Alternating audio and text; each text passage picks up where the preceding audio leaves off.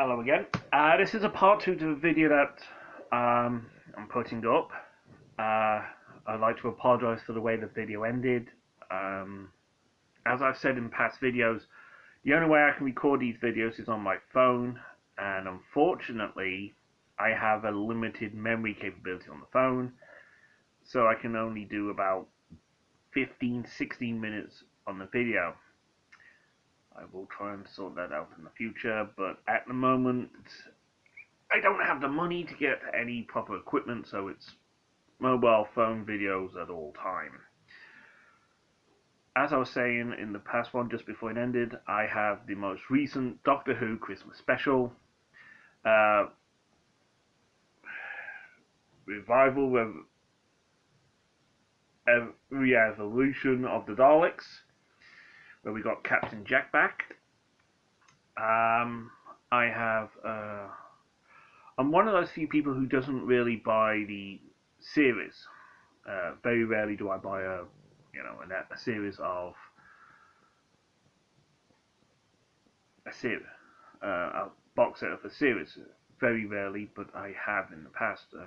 Currently, I have season 1 of Star Trek Picard. I have season 1 of Stargirl, which I've had some trouble with. For some reason, I keep getting faulty copies. I recently have the animated adventures of the Iron Man series that was done shortly after the live action one came out. I now have season 1. I bought season 2 before I got season 1, dastardly. I have the full collection of Blake 7, a cult 1970s and 1980s sci-fi show that the BBC did. I have season 2 of Discovery. I don't have season 1, mainly because I saw season 1 and on a satellite channel and watched it.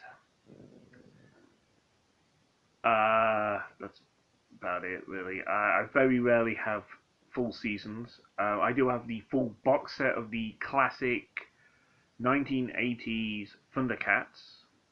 I also have the full collection of the Avengers Earth's Mightiest Heroes, the first animated version, since Disney never released Avengers Assembled on DVD. Movie-wise, I do have the full Star Wars saga. Yes, I have the box set. But I also have the animated Clone Wars movie and Rogue One and Solo as well. So basically I have nearly all the Star Wars movies.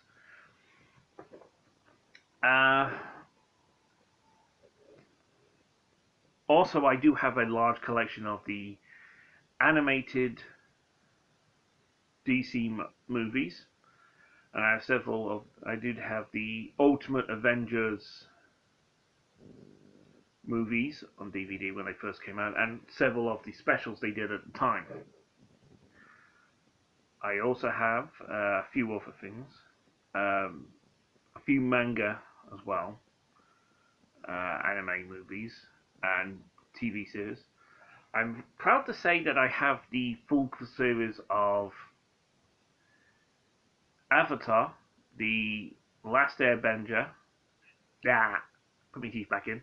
Last Airbender, and The Legend of Korra. I'm rather proud of that. I also have several Naruto movies. One of the ones I'm really glad I got was the Naruto The End, where we finally got that kiss, which was important. Several other movies I've got. I have the Men in Black ones, the Tommy Lee Jones and the Will Smith trilogy. I also have the Men in Black International, which is kind of cool.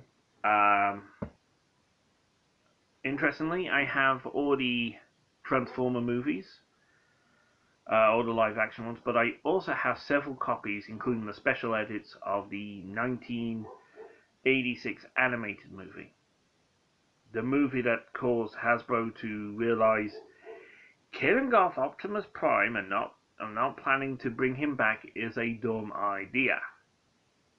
The backlash that happened when they originally did it back in the 1980s was, well, worrying. I am an avid reader. I have several books. I do have the novelizations of the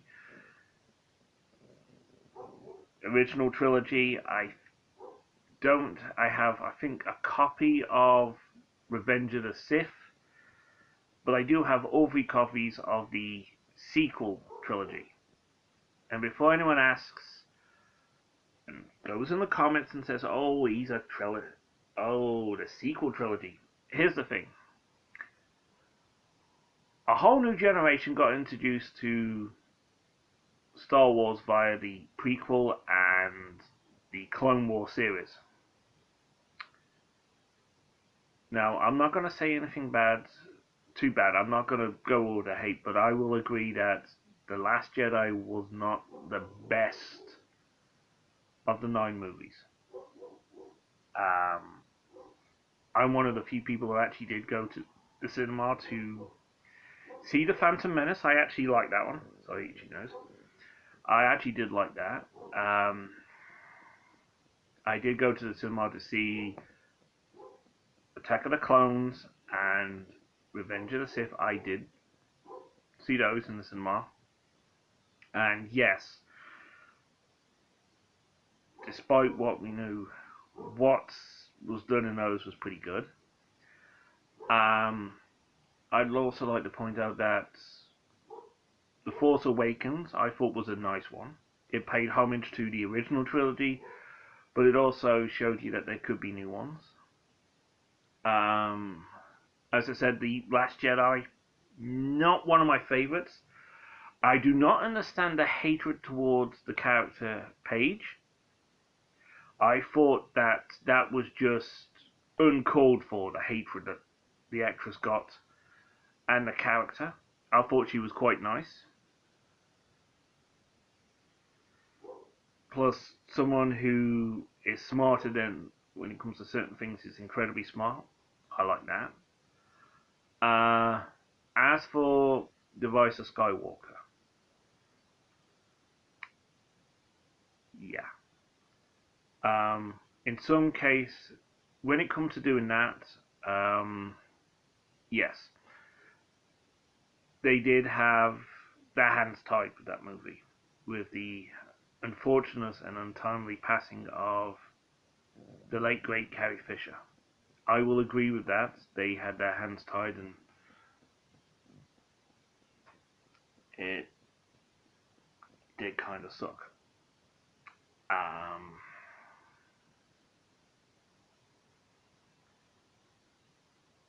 But I will agree with, like a lot of people said, what they did in the Rise of Skywalker with everything involving Carrie Fisher, that they pulled that off amazingly. They pulled it off. They did what they could, and they did it beautifully.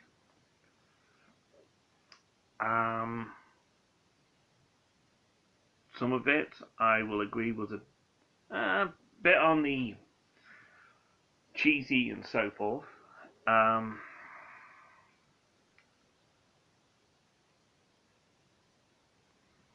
will admit that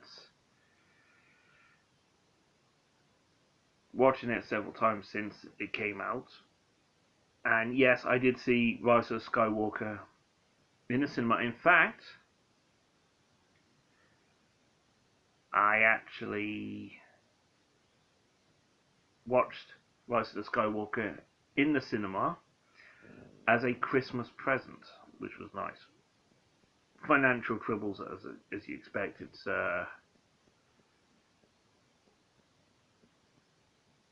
all sorts. I am a wrestling fan as well. I really got into that in 2000, and before I have to stop this video because it's getting to the limit on what I can record. The two female wrestlers that really got me into women's wrestling and wrestling entirely was the WWE Hall of Famers Lita and Trish Stratus. They're the ones that got me in on it. And since then I've been a fan of women's wrestling. I did have a brief enjoyment of it back in the 1990s with Sable and so forth, but I really couldn't get into that because it was so few and far between. Little information on why Trish Stratus and Lee's really brought me in is, in the UK we've had trouble getting wrestling on TV. During the most of 2000, 2001, we got it because, well, it came in handy. A channel in the UK called Channel 4 was showing Heat on a regular basis on a Sunday. So we were getting a 1 hour show that showed us wrestling, and it was Heat that actually made the TV debut of Lita and Trish Stratus.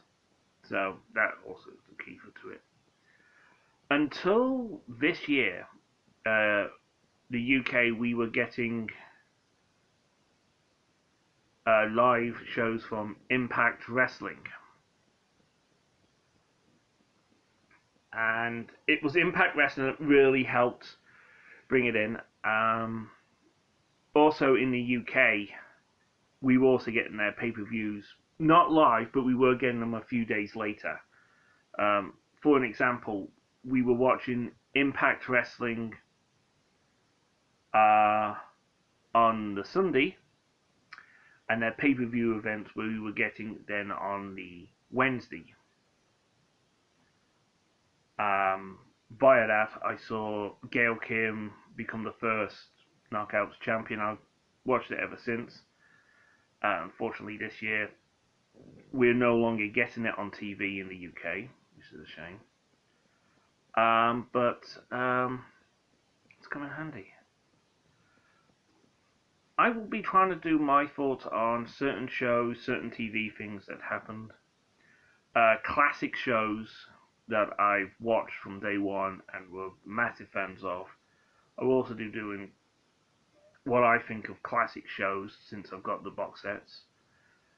I should like to point out that I have the full collection of two of the Sci-Fi Channel's big shows, which was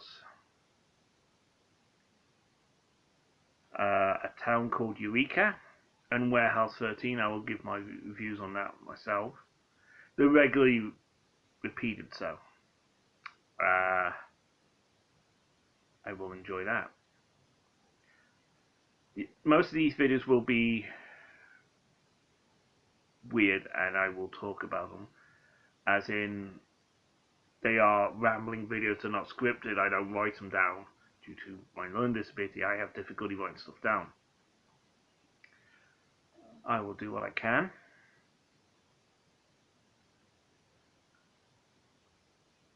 And